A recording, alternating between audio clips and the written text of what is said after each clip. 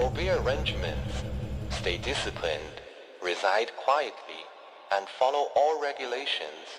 No slacking off, no sheltering traitors, no strikes allowed. Yeah.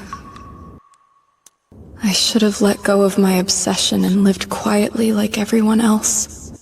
Life was hard back then, yet still better than what I'm going through now.